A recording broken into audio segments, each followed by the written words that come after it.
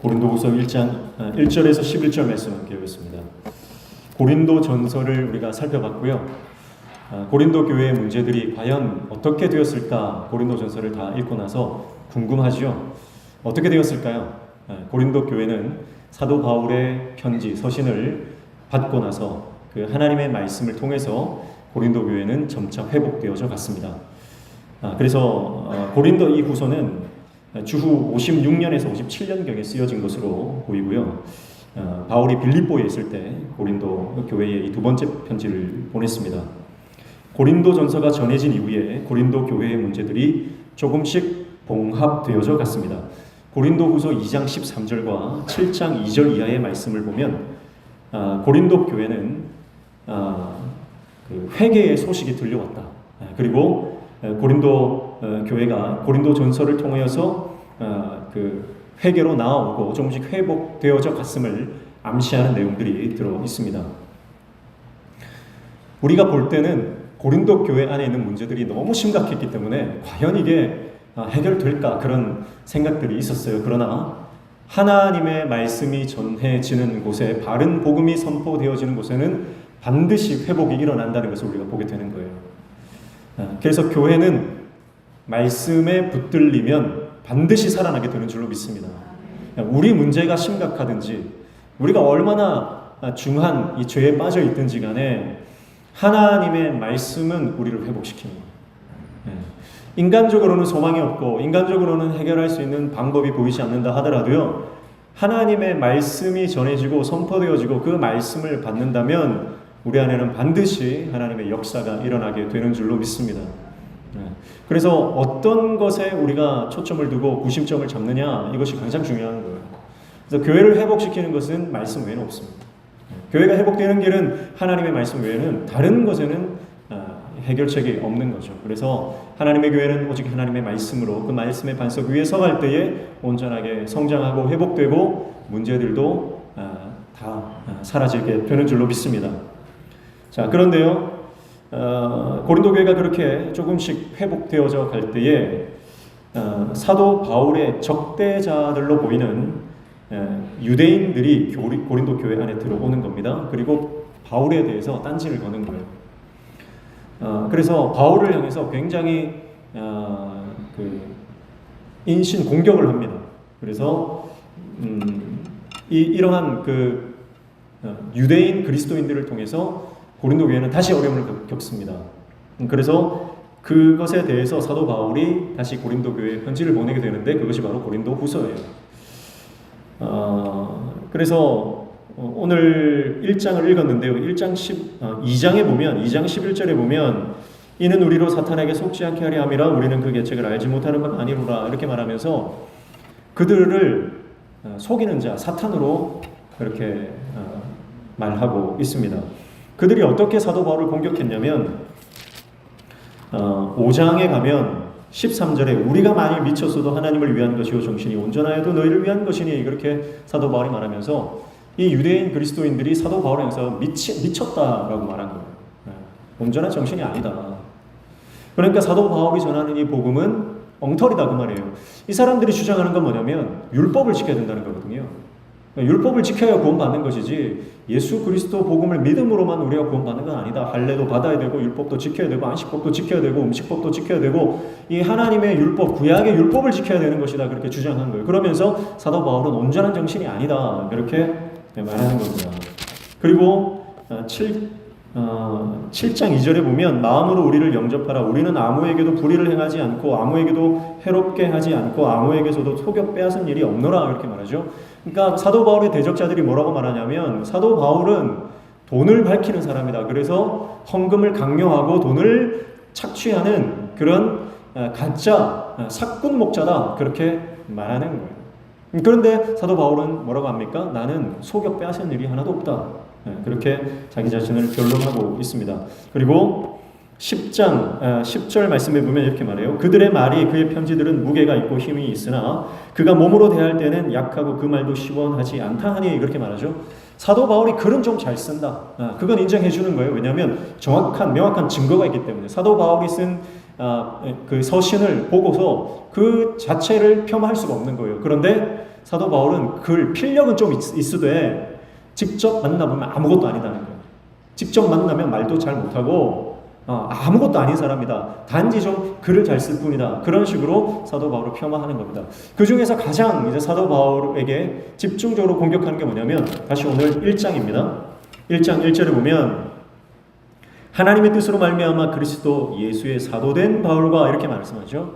그러니까 사도 바울의 대적자들이 가장 강력하게 공격하는 내용이 뭐냐면 사도 바울. 근데 그는 사도가 아니다는 거예요. 그는 예수님을 만난 적이 없다는 거예요. 다른 예수님의 제자들처럼 그는 예수님과 직접 만나고 교제하고 배운 적이 없다. 예수님께 훈련받은 사도가 아니다. 그렇게 말하는 거죠. 그래서 사도 바울은 이러한 유대인 기독교인들 적대자들에 대해서 굉장히 큰 공격을 받았고요. 실제로 이들을 만났어요. 고린도 교회를 방문했을 때에 그들 앞에서 면전에서 굉장한 면박을 당했습니다. 그래서 이제 그것을 고통스러운 만남이다 이렇게 표현하거든요. 거기서 굉장히 핍박을 받았어요. 그래서 그런 고린도 교회 안에 유대인 그리스도인들을 통해서 교회 안에 혼란이 발생하고 있는 것을 통해서 사도 바울은 이것을 잠재우기 위해서 자기 자신을 변론하고 그리고 어떻게 다시 우리가 십자가 복음을 붙잡아야 하는지에 대해서 이 고린도 후서를 통해서 말씀하고 있습니다. 여기서 우리가 알 수 있는 게 뭡니까? 한 가지 문제가 잠잠해지면요, 교회 안에는 반드시 또 다른 문제가 발생한다는 거예요.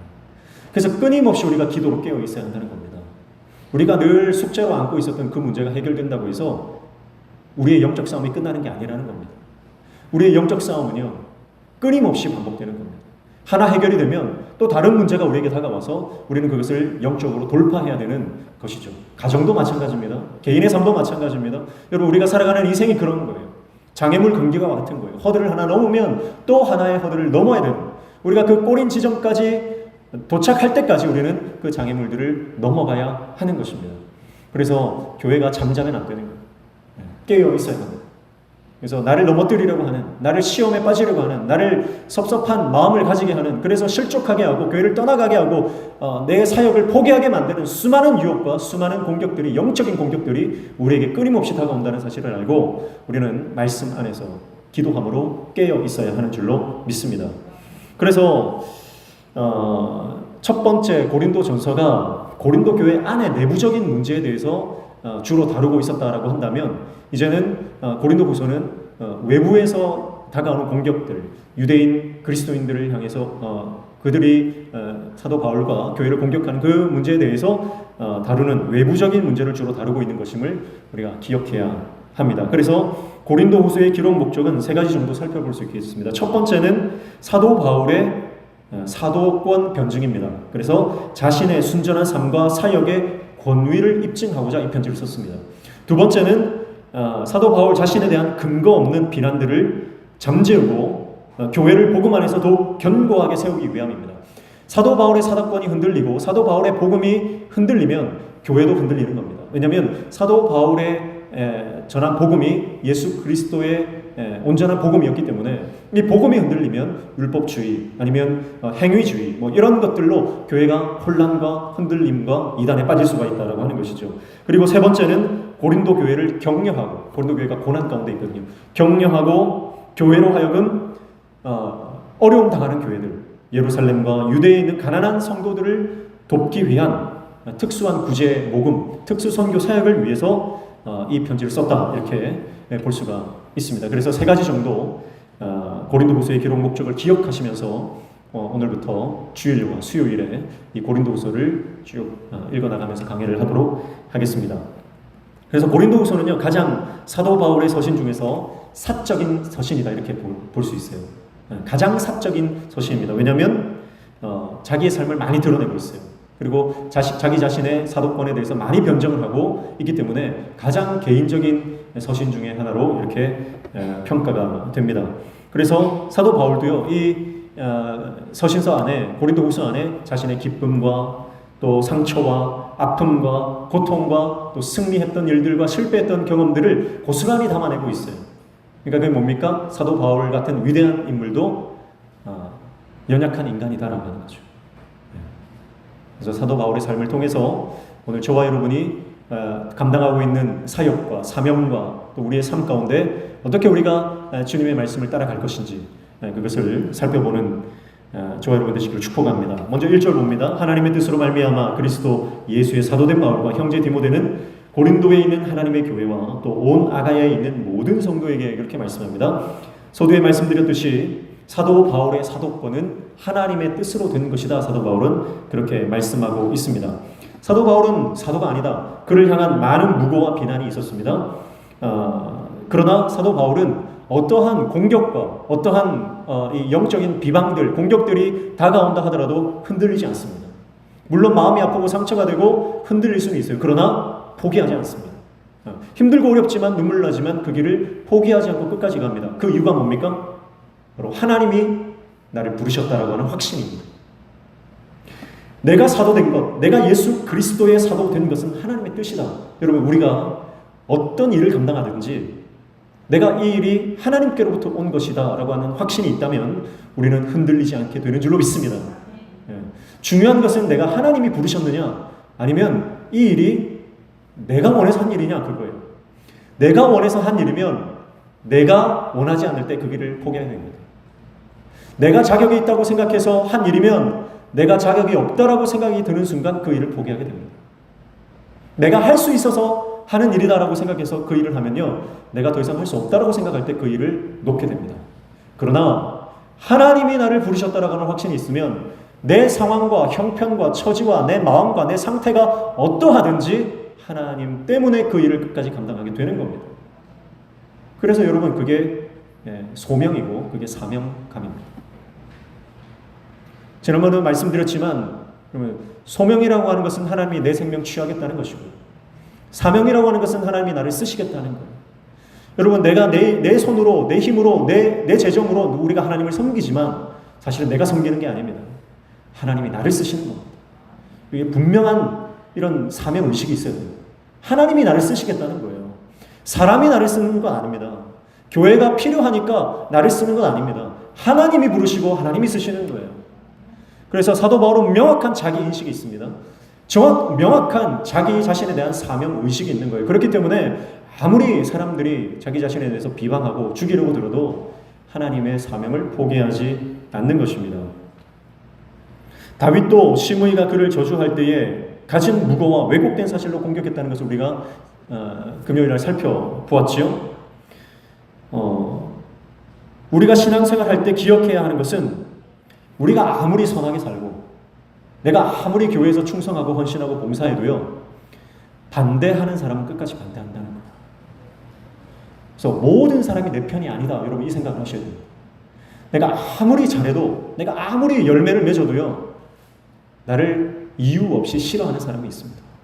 꼭 있습니다. 우리 교회도 100여 명 성도들이 신앙생활 하시지만 두 분은 저를 싫어하더라고요.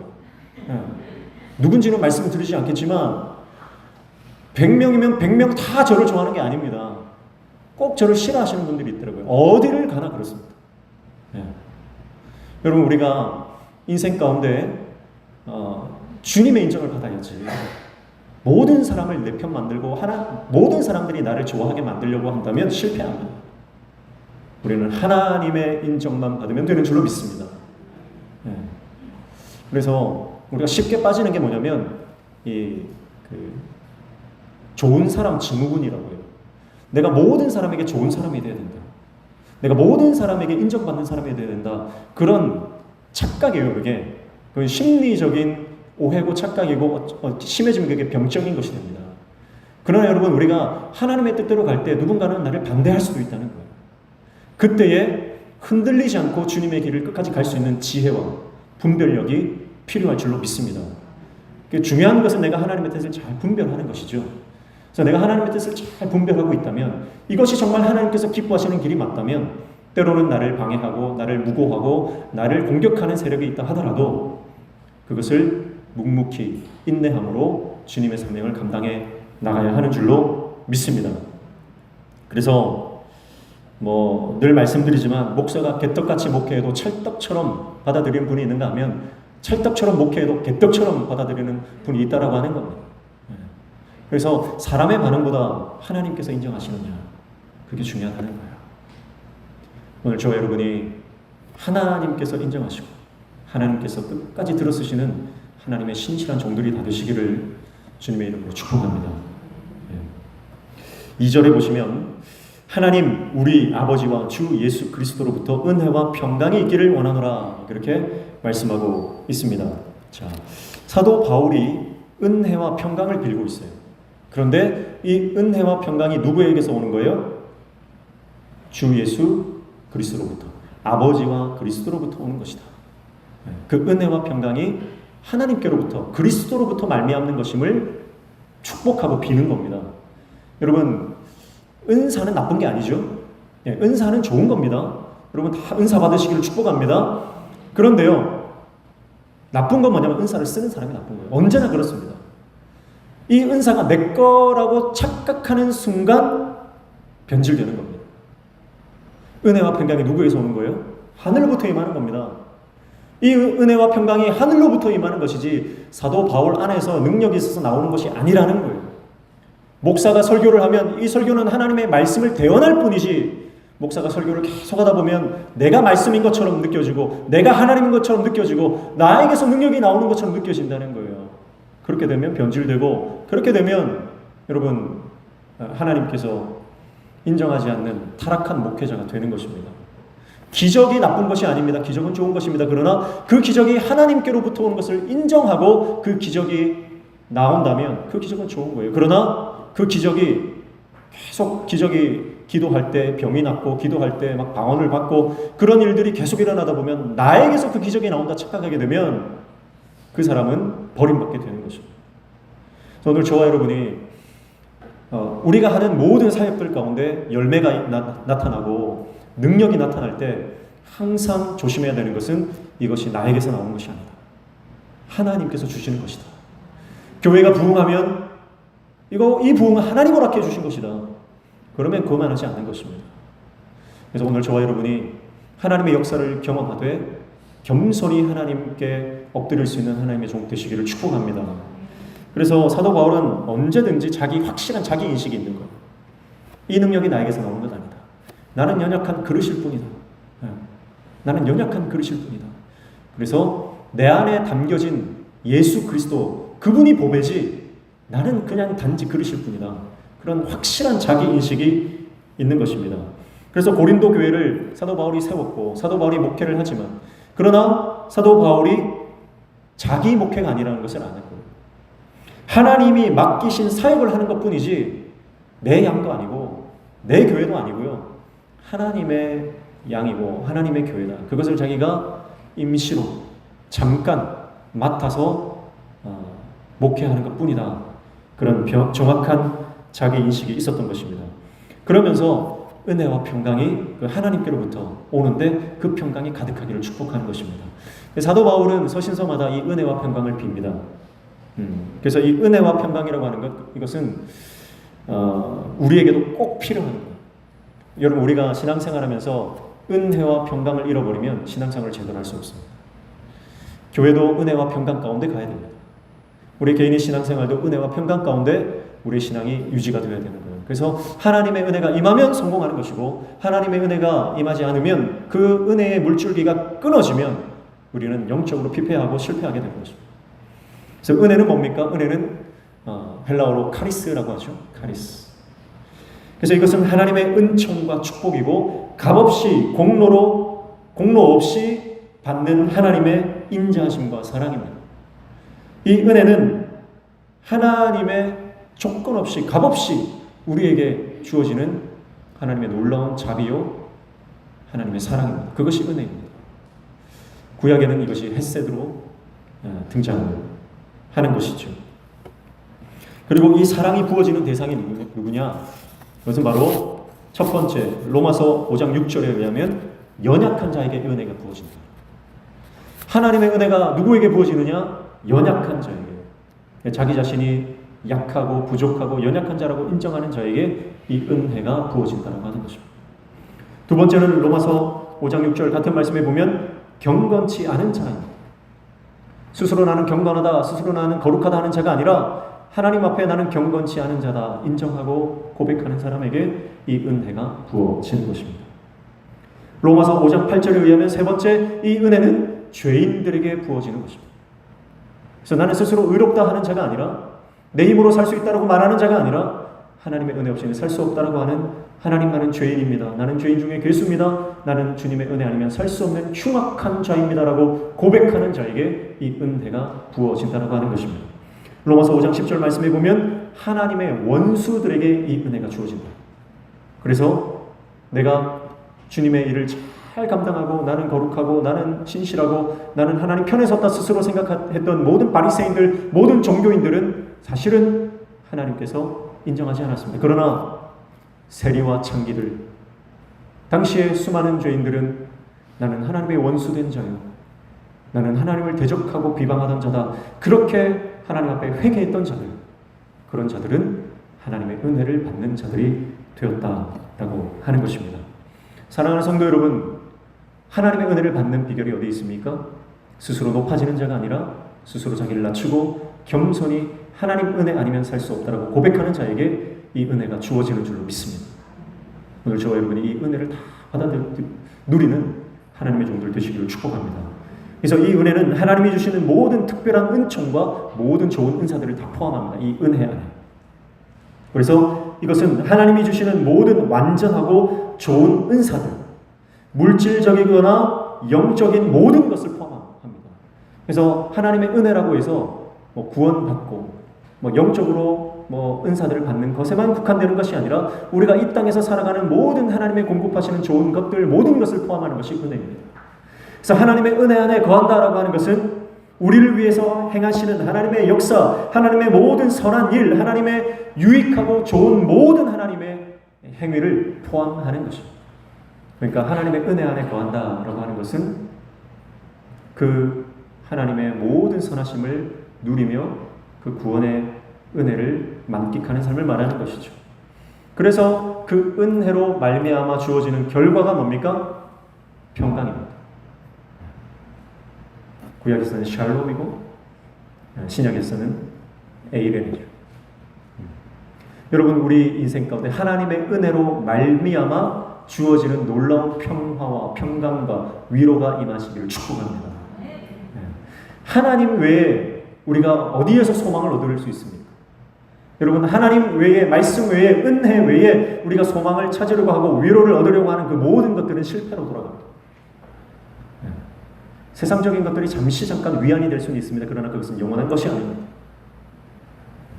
그것은 잠시 일시적인 순간적인 위로일 뿐입니다. 영원한 위로, 영원한 소망은 오직 예수 그리스도로부터 말미암은 줄로 믿습니다. 그래서 하나님의 은혜로 말미암아 주어지는 것이 결국은 그 결과가 평강이다. 그래서 교회 안에는 반드시 은혜와 평강이 있어야 됩니다. 교회가 은혜로 충만하면요, 우리 성도들의 마음에 평화가 가득한 것이죠. 서로 마음에 평화가 충만하고 하나님의 위로가 충만하면 얼굴만 봐도 기쁜 거예요. 그래서 우리 교회가 얼마나 건강하냐 알 수 있는 척도가 뭐냐? 성도들이 서로 얼굴을 봤을 때 눈살을 찌푸리고 짜증을 내느냐, 아니면 얼굴만 봐도 막 이 하회탈 같은 웃음이 나오느냐, 그걸 보면 교회가 얼마나 건강하고 행복한 교회인가를 알아볼 수 있는 척도가 된다. 옆에 있는 얼굴 한번 보십시오. 은혜가 충만하시길 축복합니다. 그 은혜로 말미암아 우리 안에 기쁨과 소망과 위로가 충만하시기를 축복합니다. 그래서 이 은혜와 평강을 얘기하면서 사도 바울이 이어서 계속해서 3절부터 11절까지 말씀하고 있는 것이 크게 두 가지입니다. 그게 뭐냐면 고난과 위로에 관한 것이죠. 고난과 위로. 그래서 하나님은 모든 위로의 하나님이시다, 그렇게 3절 4절에 말씀합니다. 3절 4절 읽어보죠. 찬송하리로다. 그는 우리 주 예수 그리스도의 하나님이시요 자비의 아버지시요 모든 위로의 하나님이시며 우리의 모든 환난 중에서 우리를 위로하사 우리로 하여금 하나님께 받는 위로로서 모든 환난 중에 있는 자들을 능히 위로하게 하시는 이시로다. 3절 4절 위로와 이 고난에 대해서 언급을 하면서 뒤에 계속해서 말하고 있는 것이 이 고난과 위로에 관한 말씀입니다. 하나님은 우리 삶의 모든 위로의 하나님이신 줄로 믿습니다. 그래서 그 위로의 하나님 앞에 뭐라고 되어 있습니까? 자비의 아버지시오. 먼저 그렇게 말씀하고 있죠. 자비. 그러니까 이 위로는 어디서 오느냐? 하나님의 긍휼하심, 하나님의 자비하심에서 이 위로가 나옵니다. 자, 이 자비라고 하는 것은 원어로 보면 오이크티르몬이라고 합니다. 좀 어렵네요. 근데 이 자비가요, 복수로 쓰여 있어요. 단수가 아니라 복수로 쓰여져 있습니다. 이 자비라고 하는 것이 복수로 쓰여졌다는 것은 뭐냐면 하나님의 긍휼과 하나님의 자비, 하나님의 사랑과 하나님의 인자하심이 단 한 번 일어나는 사건이 아니라는 것입니다. 이 자비는 지속적이고 계속적으로 베푸시는 하나님의 긍휼이고 불쌍히 여기심이고 동정심이고 연민이다라고 하는 거예요. 한 번 구원하시고 땡이 아닙니다. 우리 인생 가운데 지속적으로 계속해서 우리에게 베풀어 주시는 자비가 바로 하나님의 은혜다. 그것을 말씀하고 있는 것이고요. 그리고 모든 위로의 하나님이시다. 그렇게 말씀하죠. 그래서 여기서 위로는 파라클레세우스라고 합니다. 파라클레세우스.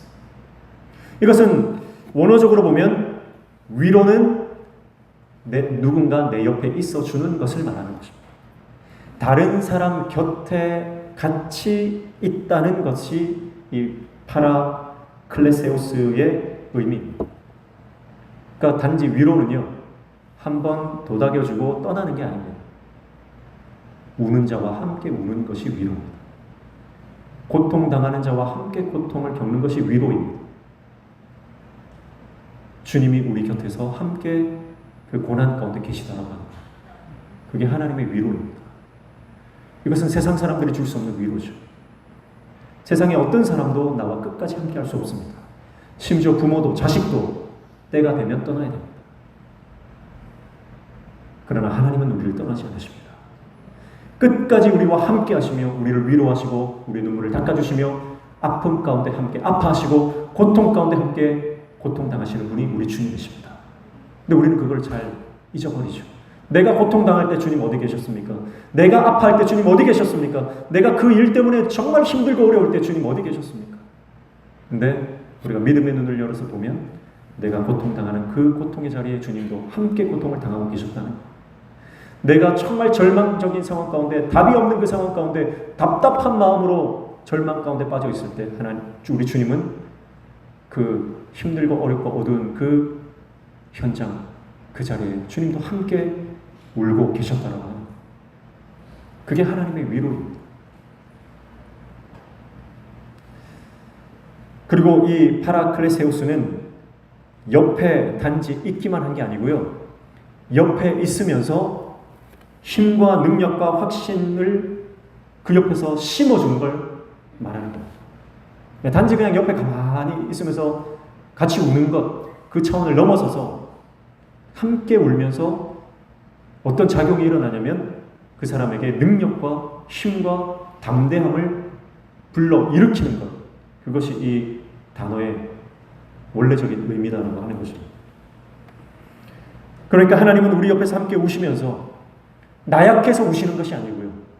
우리 주님이 함께 고통을 당하시되 나약해서 능력이 없어서 함께 고통을 당하시는 게 아니고 우리의 아픔을 공감하시면서 우리 안에 새로운 힘과 능력을 불어넣어 주시기 위해서 내 옆에 함께 계시다라고 하는 것이죠. 우리 주님은 우리의 모든 아픔을 아시되 그 아픔을 극복하고 돌파할 수 있는 힘을 주시는 분이신 줄로 믿습니다. 그래서 주님 곁에 있으면 우리는 강해지는 줄로 믿습니다. 그래서 하나님의 위로는 더 이상 주저앉아 울고만 있는 것이 아니라 일어나 밖으로 나가 세상을 마주하고 세상을 향해 도전할 수 있는 힘과 능력을 주시는 위로다라고 하는 것을 우리는 기억해야 할 것입니다. 그래서 이 위로라고 하는 말이 오늘 본문 1장 3절에서 7절까지 10번이나 반복됩니다. 고난 가운데 있는 고린도 교회 성도들을 향해서 그리고 온 아가야에 흩어져 있는 모든 성도들을 향해서 위로의 하나님을 경험하고 그 하나님으로 말미암아 힘을 내라고 하는 사도 바울의 강력한 권고가 이 안에 담겨 있는 줄로 믿습니다. 그리고 우리가 잘 아는 것처럼 성령님이 원어로는 파라클레토스죠. 그러니까 이 위로라고 하는 파라클레세우스와 성령님이라고 하는 파라클레토스와 단어는 그 어원이 같은 거예요.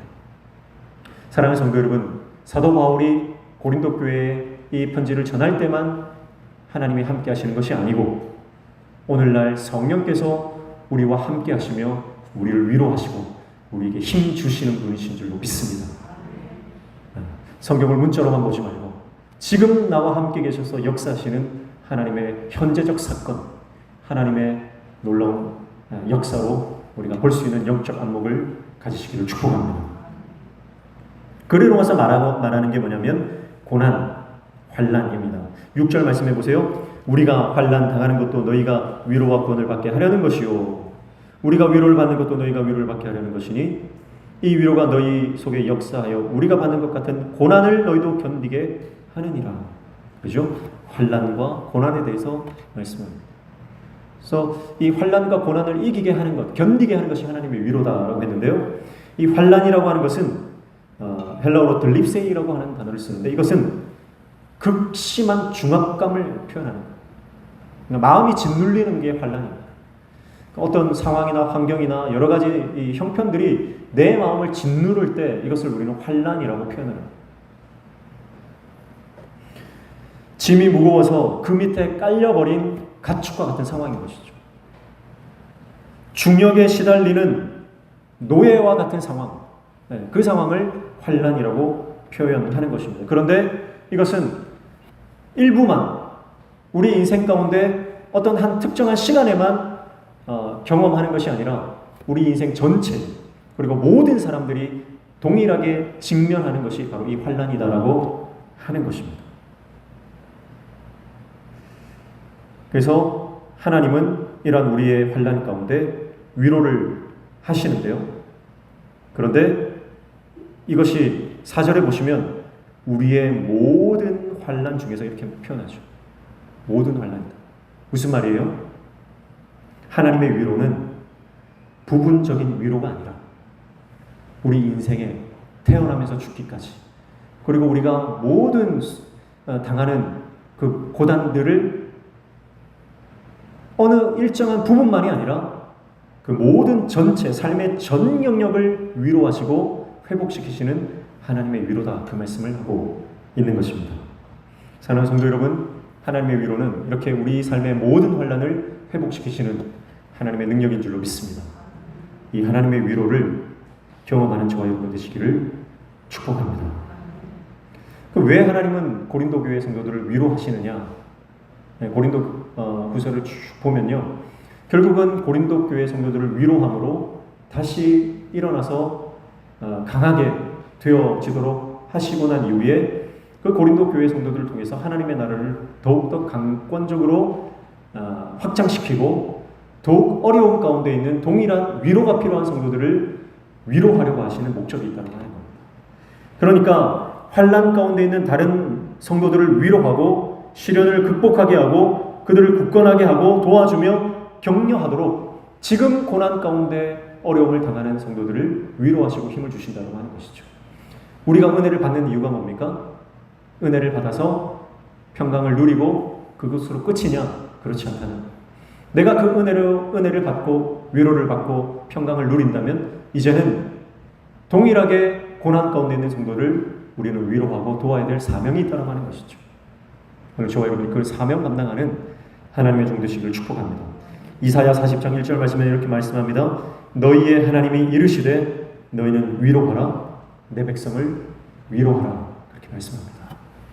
그래서 상처가 치유된 사람이 그 상처 입은 사람을 위로할 수 있습니다. 같은 병을 알아본 사람이 그 병을 잘 알고 그 사람을 위로할 수 있는 겁니다. 자식을 잃어본 사람만이 자식 잃은 부모의 마음을 위로할 수 있는 거예요. 오늘 저와 여러분이 하나님께서 우리의 모든 아픔과 상처를 치유해 주셨기 때문에 그 상처 입은 치유자가 되어 지금 아파하는, 지금 울고 있는 수많은 죽어가는 영혼들을 위로하고 살리는 영혼 구원의 사명을 감당하는 저와 여러분 되시기를 축복합니다. 내 백성을 위로하라. 그것이 우리의 사명이라는 것이죠. 고린도후서 2장 17절 말씀에 그런즉 너희는 차라리 그를 용서하고 위로할 것이니 그가 너무 많은 근심에 잠길까 두려워하노라. 그렇게 말씀하죠. 그래서 우리가 해야 하는 것은 위로다. 데살로니가전서 5장 14절 말씀에도 또 형제들아 너희를 권면하노니 게으른 자들을 권계하며 마음이 약한 자들을 격려하고 힘이 없는 자들을 붙들어주며 모든 사람에게 오래 참으라, 그렇게 말씀하고 있습니다. 사랑하는 성도 여러분, 오늘 우리가 하나님의 말씀으로 연약한 자들을 위로할 수 있는 위로자가 되시기를 축복합니다. 그래서 신앙에는 다 단계가 있거든요. 위로의 말씀을 받아야 될 때가 있고요, 징계의 말씀을 받아야 될 때가 있고요, 그리고 정말 우리가 사명의 말씀을 받아서 신앙의 최전선으로 나아가야 될 때가 있습니다. 우리가 이걸 영적으로 잘 판단해야 됩니다. 그래서 지금 내 앞에 있는 영혼들이 연약한 성도들이라면, 연약한 지체들이라면 우리가 해야 되는 건 뭐냐면 그들을 격려하고 위로하는 것입니다. 힘이 없는 자들을 붙들어주고 그들을 오래 참는 거예요. 그러니까 신앙에는 다 단계가 있습니다. 저는 우리 교회가 이런 지금 연약한 단계를 지금 하나님께서 만져주시고 회복시켜주시는 단계다, 저는 그렇게 생각합니다. 그래서 특별히 오늘 하나님께서 고린도후서 말씀을 우리에게 주신 것은 우리 안에 이런 하나님의 위로가 풍성해지기를, 하나님의 이 그 긍휼과 자비가 우리 안에 충만해지기를 원하시는 하나님의 뜻인 줄로 믿습니다. 그래서 입을 열 때마다 위로하는 말, 격려하는 말, 축복하는 말들을 많이 하시기를 축복합니다. 지금 우리에게 필요한 것은 위로의 말입니다.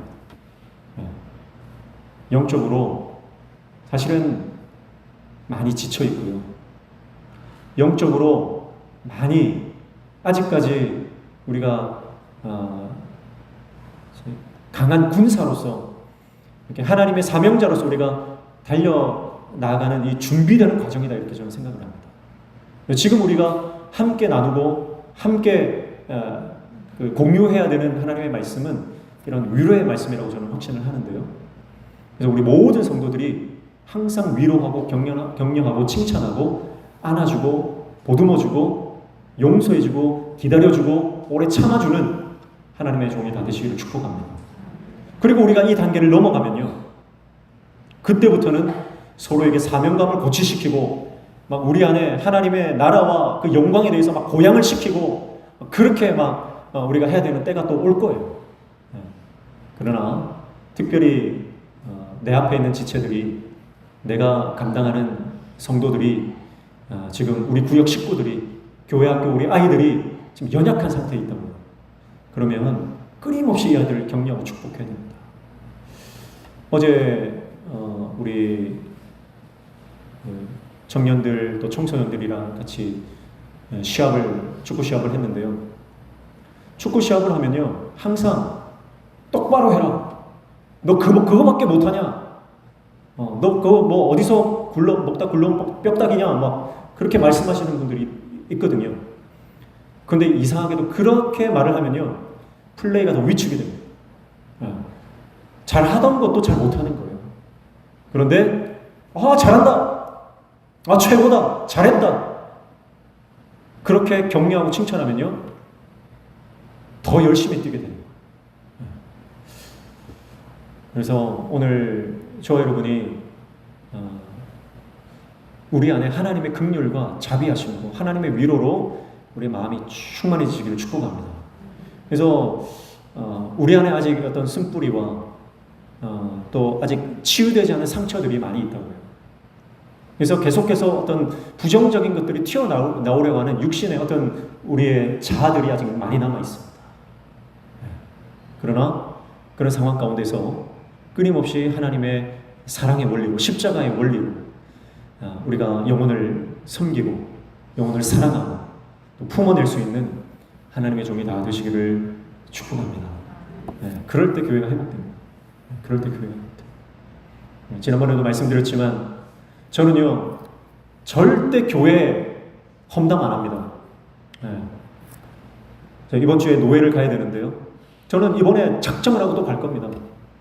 장로님들 칭찬, 권사님들 칭찬, 저는 지금부터 생각하고 있어요.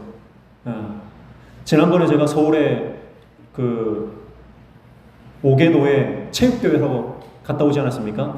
체육대회 할 때 실차장님이 운전하시고요, 또 뭐 몇몇 교회 목사님들, 시찰 목사님들 모시고 갔다 왔는데 저는 말할 기회만 있으면 목사님들한테 교회 자랑을 했어요.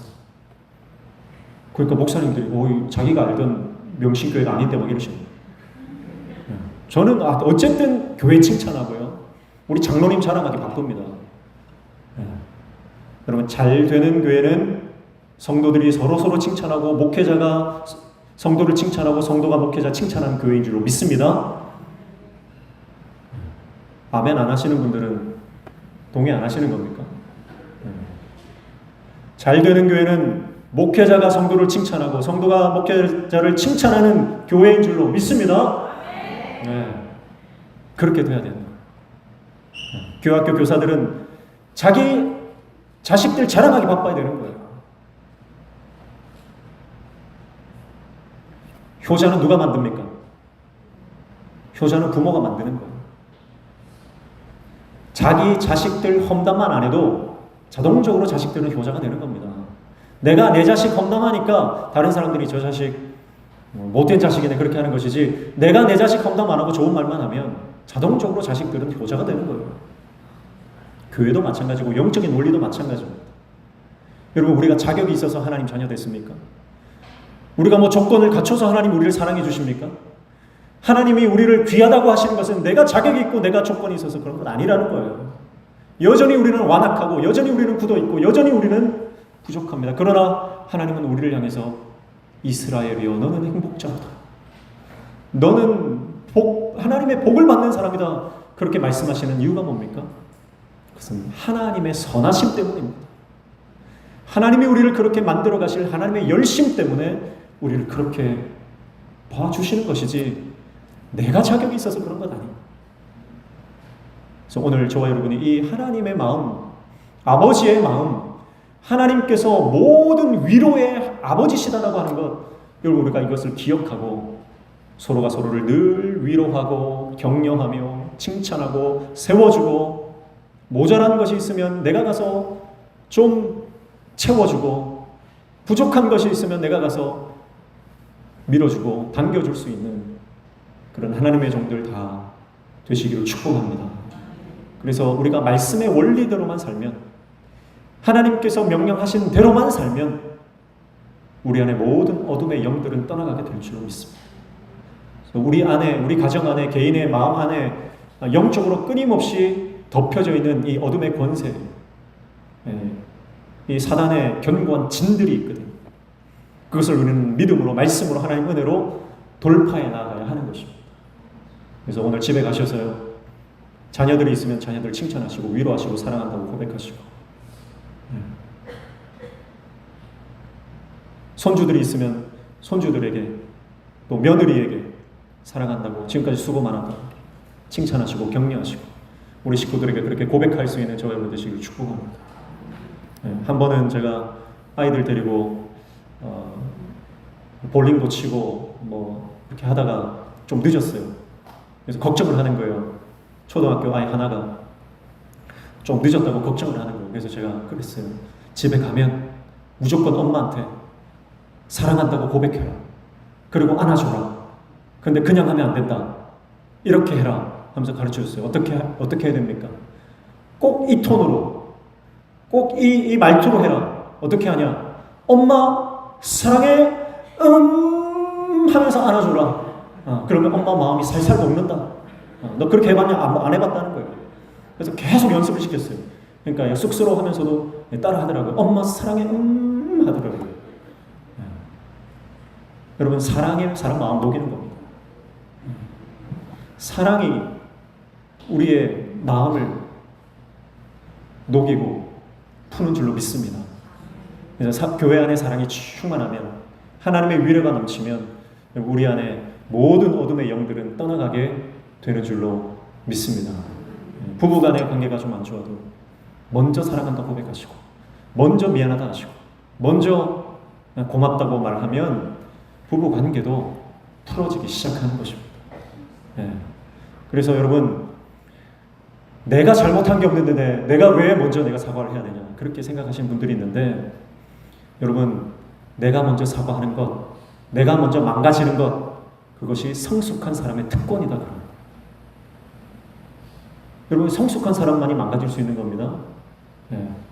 성숙하지 않은 사람은요, 내가 망가지는 걸 두려워합니다. 예. 내가 좀 체면을 살려야지, 내 체면 죽는다고 생각하면 분위기를 살리지 못하는 거예요. 그러나 정말 성숙한 사람들은, 예수 그리스도의 인격이 들어온 사람들은요, 내가 죽어서 공동체를 살리는 거예요. 그게 십자가의 원리죠. 다른 게 아닙니다. 그래서 오늘 저와 여러분 인생 가운데 모든 위로의 하나님, 고린도후서를 시작하면서 사도 바울은 먼저 이 충만한 위로를 고린도 교회에 선포하고 있습니다. 왜 그렇습니까? 고린도전서를 통해서 고린도 교회인들이 회개했거든요. 하나님 말씀으로 돌아오려고 애를 쓰거든요. 그러니까 사도 바울의 마음에 그들 안에 필요한 게 뭡니까? 위로가 필요하다. 이렇게 영적으로 판단하고 그들에게 위로의 메시지를 던지고 있는 것입니다. 사랑하는 성도 여러분, 우리 인생도 이와 같이 고난이고 가시밭길의 연속이고 광야의 길과 같습니다. 그러나 하나님의 위로가 임할 때에 우리는 그 고난을 견디고 오래 참음으로 이기며 나아가는 승리자가 될 줄로 믿습니다. 나를 부르신 하나님, 내가 좋아서 하는 일 아닙니다. 내가 할 수 있어서 하는 일 아닙니다. 하나님이 나를 부르셨기 때문에 우리는 영광스럽게 주님 앞에 쓰임받는 것입니다. 이것을 늘 기억하시고, 하나님께서 나를 부르시고 쓰신다면 나는 조건이 없고 자격이 없어도 하나님, 내가 달아 없어질지언정 내가 썩어 없어지진 않겠습니다. 그렇게 내 인생을 다 주님을 위해서 헌신할 수 있는 하나님의 신실한 종들 다 되시기를 주님의 이름으로 축복합니다. 찬양하겠습니다.